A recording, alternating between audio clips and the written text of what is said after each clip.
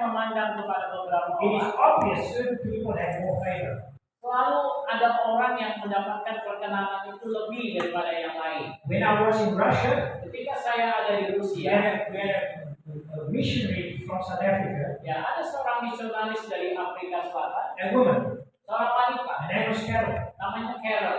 And it was obvious to me that she had a very high level of favor. Ya, dia dalam pengamatan saya dia memiliki perkenanan yang sangat tinggi sekali. Because God would open wonderful doors for her. Karena Tuhan membukakan pintu yang luar biasa And bagi she dia. had wonderful experiences. Dan dia memiliki pengalaman-pengalaman yang luar biasa. And she saw many miracles. Dan dia melihat banyak sekali And mujizat. my only conclusion is she's got a very high level of favor. Dan kesimpulan saya ketika saya melihat pelayanan dia, saya berkata dia mendapatkan sebuah perkenanan yang sangat-sangat tinggi sekali. And I know people like that. Dan saya kenal orang-orang seperti When itu. you look at their lives, it's obvious that they got more favor than others. Ketika kau melihat hidup mereka, kita bisa katakan, oh mereka dia mendapatkan perkenanan yang I see berbeda that yang even lain. in some business people. Saya juga berjumpa dengan orang-orang bisnis. Okay? Amin. So I'm going to read two scriptures. Ya, jadi kita akan baca dua ayat 1 Samuel 2 verse 26. dalam 1 Samuel 2 ayat 26. It says, and the child Samuel grew in stature and in favor with God and men. Tetapi Samuel yang muda itu semakin besar dan semakin disukai, baik di hadapan Tuhan maupun di hadapan So manusia. Samuel grew in favor. He increased his favor, Yeah. kept on increasing. Samuel semakin mendapatkan perkenanan, bertumbuh dalam perkenanan. But look at this, look what it says in Luke 2:52. Tapi mari kita lihat apa yang dikatakan dalam Lukas 2 ayat 52. And this is a very hard scripture to understand. Dan ini merupakan ayat yang agak sulit untuk kita pahami. He speaks about Jesus. Berbicara tentang He Yesus. says Jesus increased in wisdom and stature. Dikatakan Yesus makin bertambah besar dan bertambah hikmatnya. And in favor with God and man. Dan makin dikasihi oleh Allah dan manusia. I find that very hard to understand. Ya, saya sangat sulit memahami ini. Why did Jesus have to increase in favor with God the Father? Kenapa Yesus harus semakin mendapatkan perkenanan dari Bapa di surga? If he was God. Kalau dia memang The Tuhan. only explanation was that when he came to the earth, he came as a man. Ya, satu-satunya penjelasannya adalah ketika dia datang ke dunia, dia datang sebagai And manusia. just like we have to also, just like us, he has to increase his favor with God and man. Dan sebagaimana kita, dia juga harus mendapatkan perkenanan semakin lama semakin besar di hadapan Tuhan. Now, although we cannot understand that verse fully, Walaupun kita tidak mampu mengerti memahami ayat itu secara menyeluruh, if Jesus had to increase his favor with God and man, kalau Yesus harus meningkatkan perkenanannya antara manusia dengan Tuhan, and he is our example, dan kalau dia merupakan contoh teladan bagi kita, how much more do we have to increase our favor? betapa lebih lagi kita harus meningkatkan perkenanan kita di hadapan Tuhan. But although we cannot increase our favor with regards to our position in Christ, Ini sudah saya hidupkan. we don't increase our favor because of our position. Ya, kita mendapatkan perkenanan kita dan walaupun kita mendapatkan posisi kita dalam Kristus, But we can increase our experience of favor. tetapi kita juga bisa meningkatkan pengalaman ini kita, mendapatkan perkenanan kita. And then we are need to ask ourselves a question: how does this happen? Dan kita mungkin bertanya, bagaimana ini mungkin terjadi? Bagaimana saya meningkatkan pengalaman mendapatkan Are perkenanan? there any conditions that God requires us in order to increase our experience of Apakah favor? ada persyaratan yang Tuhan inginkan untuk saya meningkatkan pengalaman perkenanan itu? And I've come up and I want to suggest the following. Maka saya mau menyarankan beberapa hal ini. Number one, Yang pertama, our favor increases when we use the favor that God has given us to bless others. ya, pengalaman perkenanan itu akan meningkat dalam diri kita ketika kita gunakan perkenanan Tuhan kepada kita itu untuk memberkati orang lain. It's like a talent that God gives us. Itu seperti talenta yang Tuhan berikan kepada kita. We can increase that talent. Kita bisa tingkatkan talenta itu. You understand? Saudara So mengerti? every one of us has been given some favor. Maybe it's the amount of favor. Ya, sejak kita mendapatkan perkenanan itu, saudara. The question, what are you doing with that favor? Dan sekarang pertanyaannya adalah apa yang kau lakukan dengan perkenanan yang kau dapatkan itu? Amen. Amin. We are given favor Kita mendapatkan perkenanan so that we can become a blessing to others. supaya kita bisa menjadi berkat bagi orang lain.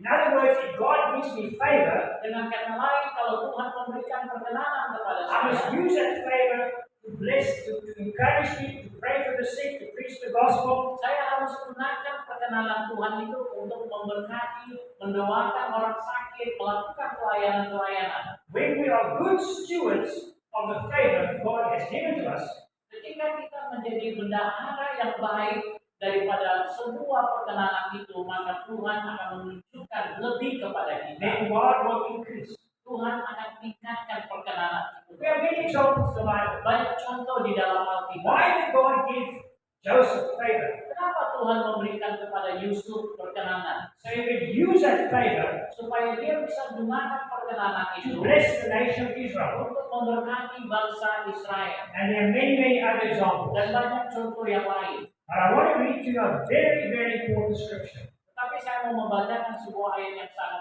And penting. it's a serious warning. Ini merupakan satu peringatan yang serius. And I want us to read it slowly and carefully. It's in 2 Chronicles 32, verse 25. Ya, saya ingin kita membacanya dengan perlahan dalam 2 Tawarik. And I want you to read the scripture clearly and slowly. 2 Chronicles 32, 25. Ya, 2 Tawarik 32 ayat 25. Tetapi mari kita baca bersama-sama. 1, 2, 3. Tetapi Hizkia tidak berterima kasih akan kebaikan yang ditunjukkan kepadanya, karena dia menjadi aku, sehingga dia dan Yehuda dan Yerusalem timpa muka. Amen. I don't quite know what it means in Egypt, but it says Hezekiah did not repay according to the favor that was shown him. Ya, dalam bahasa Inggris lebih jelas dikatakan Hizkia tidak menunjukkan akan perkenanan yang sudah diberikan kepadanya. God gave him great favor, Tuhan memberikan sebuah perkenanan yang sangat besar kepadanya. but he did not use that favor wisely. Tetapi dia tidak gunakan perkenanan itu dengan It bijak. says, therefore, wrath was looming over him and over all Judah. Sehingga murka Tuhan turun kepada hidupnya dan juga kata seluruh Yehuda. So there are 3 things that Hezekiah didn't do. Ada 3 hal yang Hizkia tidak lakukan. Number 1, he was not grateful for the favor that God gave him. Dia tidak berterima kasih kepada perkenanan yang Tuhan berikan He kepadanya. just took it for granted. Dia anggap remeh. Dia I said, sudah king, siapkan. I have favor, I Aku expect it. mendapatkan perkenanan, aku mengharapkannya. He wasn't thankful. Dia tidak berterima kasih. And therefore, it's very important today. Itu sebabnya sangat penting bagi kita. If you have favor, Kalau engkau memiliki you need perkenanan, to thank God for it. ucap syukurlah kepada Every Dia. day, thank you, Lord, thank you. Setiap hari mengucap syukur. Terima kasih Tuhan, terima kasih.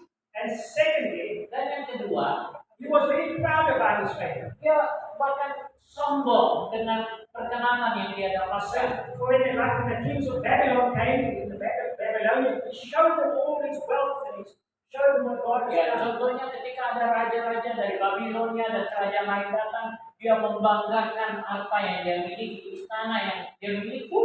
Look what God has done for me. Wow, I'm Lihat so apa yang blessed. Tuhan sudah buat kepada Look saya. at my new Mercedes Benz. Wah, lihat mobilku yang baru. Amen. Woo, look at my billion rupees. Oh, lihat uangku yang sangat bermiliar-miliar di sana. And we boast about our favor. Dan dia menyombongkan dirinya. And you've got to be careful when God shows you favor. Kita harus sangat berhati-hati ketika Jangan Tuhan menjadi menunjukkan proud. kita perkenanan, jangan menjadi sombong. Amen. Amin. Just realize it was God's gift to you. Sadari saja bahwa itu berkat Tuhan, pemberian Tuhan kepada saudara. And then thirdly, he did not use his favor for his own benefit. Dan yang ketiga, bahwa dia tidak gunakan perkenanan itu untuk keuntungannya sendiri. Instead of blessing other people, Seharusnya dia menggunakan untuk memberkati orang lain. all the favor came to everything. Tapi dia gunakan untuk dirinya saja. He had great possessions, Dia punya harta yang sangat besar, but he didn't use those possessions to bless other people. tapi dia tidak gunakan harta itu untuk memberkati orang lain. So if God has given you favor,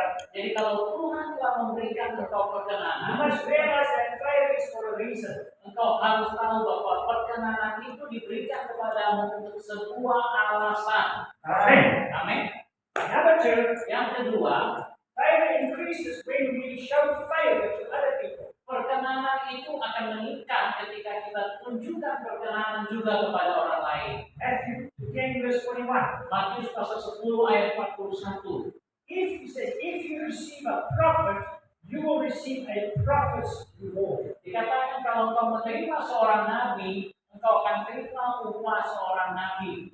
So it's a very good thing for you to use your abilities to show favor to other people. Jadi sangat penting bagimu untuk menunjukkan perkenanan kepada orang lain. So God has blessed you financially. Tuhan telah memberkati engkau dalam keuangan. You use those finances to to be favorable to somebody else. Engkau harus tunjukkan itu, menunjukkan perkenanan itu kepada orang lain. And however it is, we need to continue to give favor to other people. Dan kita harus terus menunjukkan perkenanan kepada orang lain. By the words we speak and by our actions and by our attitude. Dengan kata-kata yang kita ucapkan, dengan sikap-sikap kita. So if I see great favor upon Pastor David, Dan ketika saya menerima satu perkenanan yang besar dari pendeta David, I honor him. I say, wonderful, David, how what God's done for you. saya menghormatinya dengan berkata, oh luar biasa pendeta David. Lihat bagaimana Tuhan bekerja. And I want to also bless him. Dan saya juga ingin memberkati dia. Because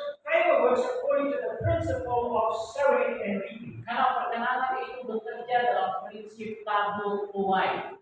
If you sow favor, Kalau engkau menabur kebaikan, you reap favor. maka engkau tuai kebaikan. For example, if you show favor to somebody, you say, come and preach in my church. Contohnya engkau tunjukkan perkenanan kepada seseorang dan berkata, ayo datang khotbah ke gerejaku. You open a door for him. Engkau membuka pintu bagi dia, You're going to reap favor. maka engkau akan tuai juga perkenanan. Maybe next guy is going to invite you to preach in GPI.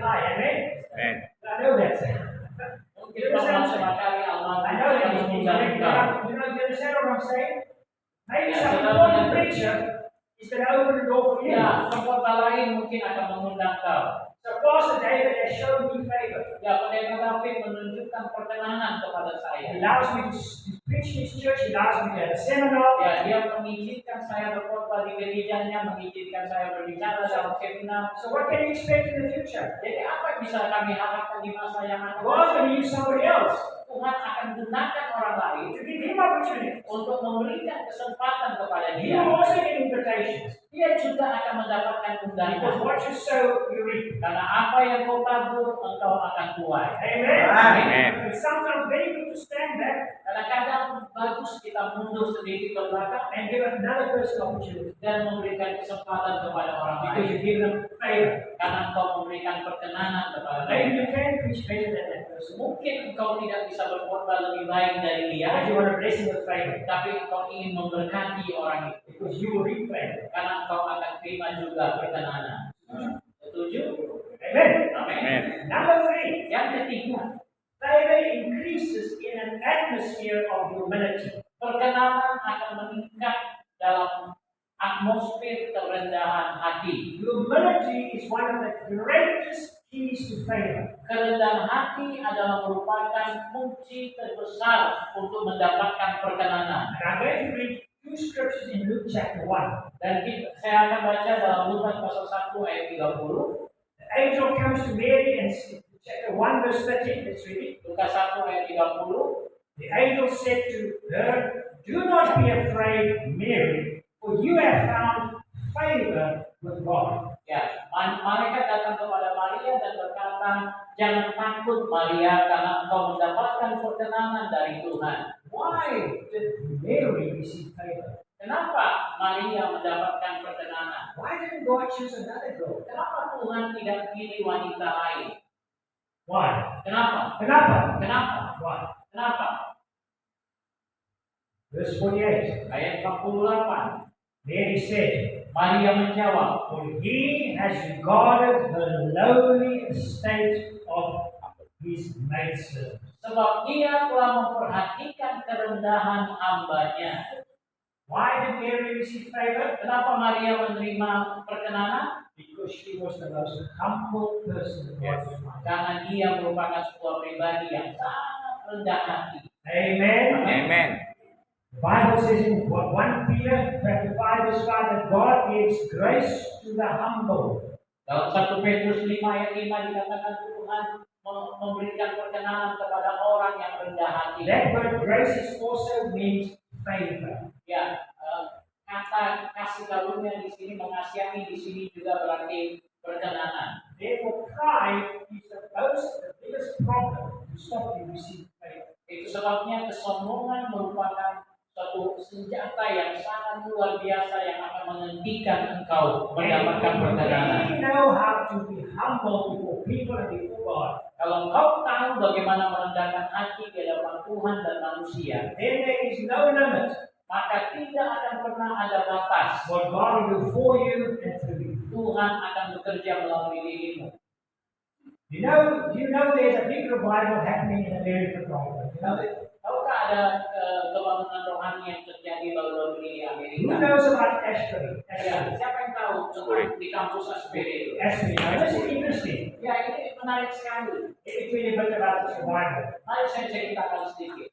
Every day before the university starts, a group of students used to get together and pray. Ya, setiap hari sebelum kampus mereka mulai belajar, beberapa mahasiswa itu kumpul di asrama untuk berdoa. Now, Ashbury is a small town. Ya, Asbury ini kota yang kecil. Only 6,000 people live in Ashbury. Hanya lebih kurang 6.000 saja And penduduknya. it's a small university. Dan kampusnya, sekolahnya juga sekolah yang kecil. But one day, Tapi satu hari, as they were praying, ketika mereka sedang they berdoa, felt before God that they need just to pray a little longer ya mereka merasa mereka perlu berdoa lebih lama lagi and spend a little bit more time in God's presence. dan memberikan waktu sedikit lebih lama di dalam hadirat Tuhan. Now you must remember this is a Methodist university. Ya, saudara harus ingat ini merupakan kampusnya Universitas This is not a Metodis. Pentecostal charismatic. Ini bukan aliran Pentakosta atau karismatik. They don't sing wild songs like we do. Orang Metodis tidak nyanyi sambil menari-nari macam You kita. understand? They are quiet people. Mereka diam, tenang saja. But during this prayer meeting, Tapi selama masa doa itu, one young man got up and said, seorang anak muda bangkit my life is not right with God. dan mengakui, aku lagi nggak benar And di he hadapan humbled Tuhan. himself and began to repent before Dan dia merendahkan hatinya dan dia bertobat hari itu. Suddenly, all these students were crying out to God, Tiba-tiba semua yang hadir dalam doa itu menangis forgive us, God, for compromise and sin. dan mohon pengampunan kepada Tuhan atas semua kesalahan yang And mereka the buat. Holy Spirit came down. Dan Roh Kudus turun. And that meeting started about 4 months ago. Dan ibadah itu dimulai lebih kurang 4 bulan yang lalu. It has not stopped. Sampai hari ini tidak berhenti. 2 months ago, they say more than 50,000 people have gone to that meeting. 2 bulan yang lalu dikatakan ada 50.000 orang yang menghadiri. Miracles and healings and people getting saved. Mujizat demi mujizat, kesembuhan, kelepasan terjadi di tempat itu. That has now spread to 200 other universities. Dan sekarang ini apinya sudah menyebar ke lebih dari 200 kampus yang lain. There are now tens of thousands of young people coming to know Jesus. Sehingga ribuan anak-anak muda sekarang mulai mencari Yesus. It's even spread into other countries. Bahkan sudah menyebar ke negara-negara It's lain. spread into South Africa. It's spread into Australia. Menyebar ke Afrika, menyebar ke Australia. So one day, a well-known pastor decided he's going to go and see what is happening. Suatu kali ada seorang pendeta kepingin mau cari tahu apa yang terjadi di sana. And this is what he said. Dan ini katanya, I noticed that there's no main leader. saya perhatikan nggak ada orang yang kuncinya, orang kuncinya tidak ada. There's no important person leading that Tidak revival. ada seorang yang penting, yang terkenal, yang memimpin ibadah They itu. just worship, they sing. Mereka hanya menyembah, mereka bernyanyi. Somebody gets them to read the scripture.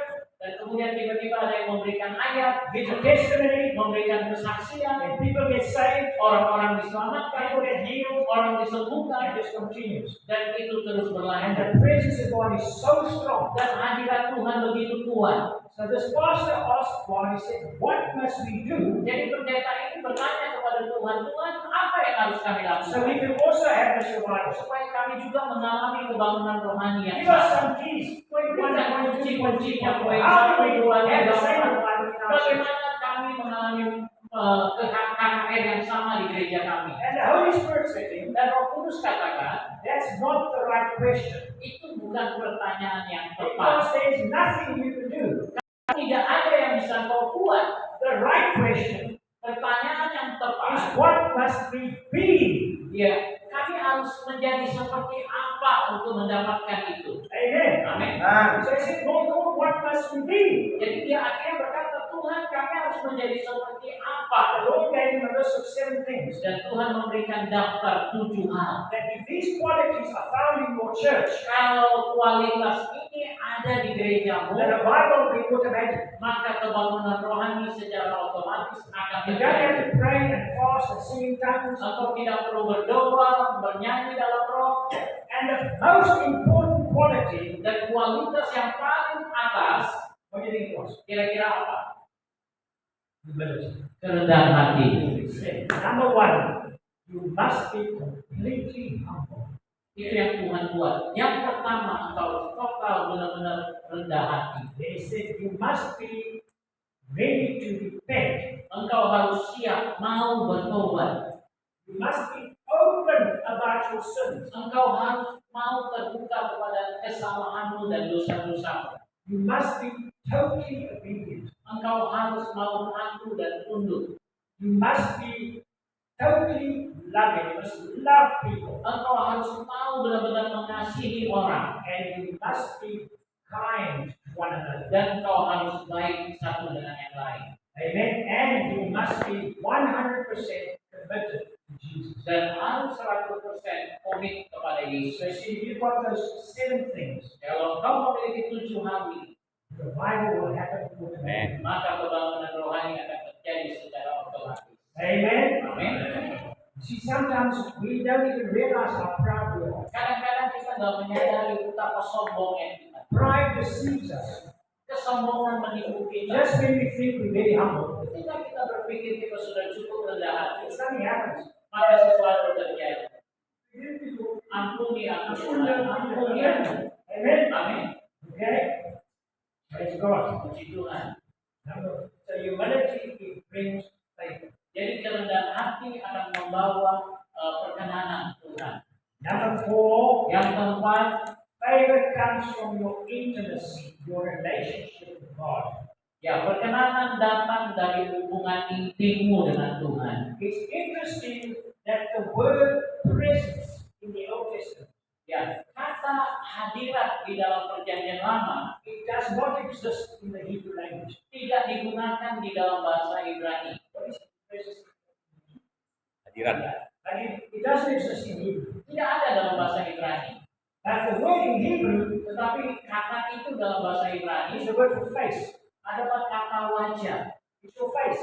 wajahmu. So when you say I'm spending time in God's presence, Jadi ketika kau berkata aku sedang berada dalam it hadirat actually Tuhan, means in Old that God is turning His face towards ya you. itu artinya dalam bahasa Ibrani dalam perjanjian lama Tuhan sedang menghadapkan wajahnya kepadamu. And when God turns His face towards you, Dan ketika Tuhan menghadapkan wajahnya kepadamu, you have favor. engkau mendapatkan So perkenanan. your relationship and your love for God Jadi hubunganmu dan kasihmu kepada Tuhan makes Him turn His face. akan membuat dia mengarahkan wajahnya kepada. That's why Jesus said, pray to your Father who is in the secret place. The Father who sees you in secret will reward you openly. Dan itu sebabnya firman Tuhan katakan berdoa kepada Bapakmu yang berada di tempat yang tersembunyi, maka Bapakmu yang berada di tempat yang tersembunyi akan menjawab doa-doamu. It is very interesting. Sangat menarik. When God was pouring out His judgments upon the Egyptians, Ketika Tuhan mencurahkan penghukumannya kepada bangsa Mesir, God was protecting His own people in the land of Goshen. Tuhan melindungi umatnya di tanah Gosen. You know the story. Saudara tahu ceritanya ya? In Egypt, there were locusts, there were hail, there was problems, there was frogs, there was all these terrible things.